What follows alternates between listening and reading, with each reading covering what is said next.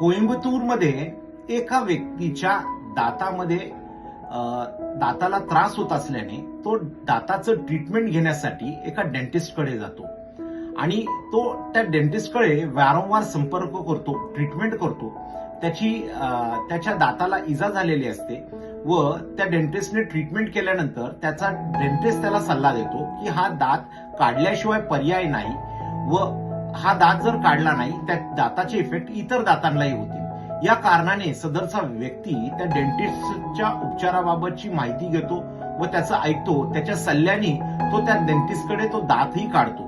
परंतु दात त्याचा काढल्यानंतर त्या व्यक्तीचं जे त्याला त्रास होत होता तो काही कमी होत नाही.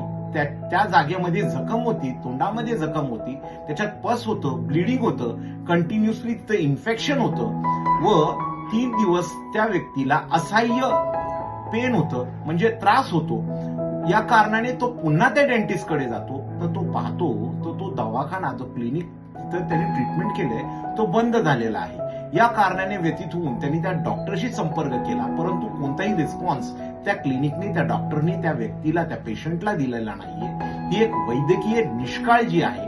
या कारणाने व्यथित होऊन तो त्या डॉक्टर विरोधात कोइंबतूरच्या कंझ्युमर म्हणजे ग्राहक न्यायालयाकडे जातो. तिथं तो तक्रार दाखल करतो. त्याचं कथन असं होतं की एक चांगला डॉक्टर म्हणून त्यांनी तिकडे ट्रीटमेंट घेतलं व ट्रीटमेंट घेतल्यानंतर त्याच्या दाताला इजा झाली, पस झालं.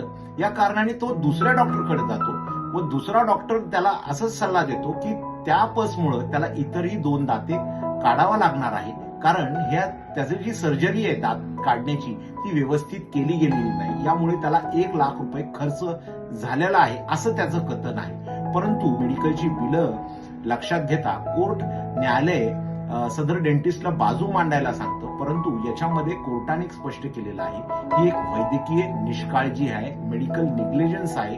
कारण एखादा व्यक्ती त्या डॉक्टरला पेमेंट करतो तर त्याचं काम आहे की त्या आजाराचं निदान करणं, सॅटिस्फाय करणं, तो आजार बरा करणं, किंवा होत नसेल तर दुसऱ्या डॉक्टरकडे रिफर करणं. याच्यामुळं त्या निष्काळजीपणामुळे त्याला दुसरे 2 दात त्याचे निरस्त झालेले आहेत. या कारणाने डॉक्टरने त्या पेशंटला 1 लाख रुपये नुकसान भरपाई, कॉम्पन्सेशन देण्यात यावे.